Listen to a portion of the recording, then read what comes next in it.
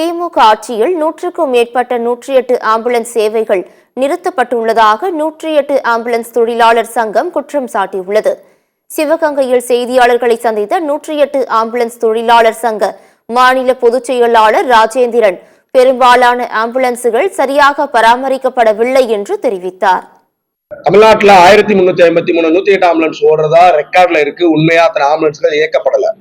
அது மட்டுமல்லாது இரவு நேரங்களிலும் தொழிலாளர்களுடைய வார விடுமுறை நாட்கள் மற்றும் விடுமுறை நாட்கள்ல ஆள் பற்றாக்குறை காரணம் காட்டி 100க்கும் மேற்பட்ட ஆம்புலன்ஸ்கள் இயக்கப்படாமல் நிறுத்தி வைக்கப்படுகிறது.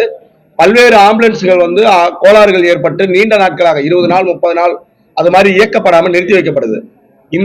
இதனால உரிய நேரத்துல பொதுமக்களுக்கு ஆம்புலன்ஸ் சேவை கிடைக்க பெறாமல் இருக்கிறது. இதை அரசு துறை சார்ந்த அதிகாரிகளிடம் புகார் தெரிவித்து நடவடிக்கை எடுக்க சொல்கின்ற தொழிற்சங்க பொறுப்பாளர்களை பணி நீக்கம் செய்யறாங்க, பணியிட மாறுதல் செய்யறாங்க. இதை கைவிடணுங்கிற வலியுறுத்துறப்ப அரசு இதுல உரிய கவனம் செலுத்த மறுக்கிறது.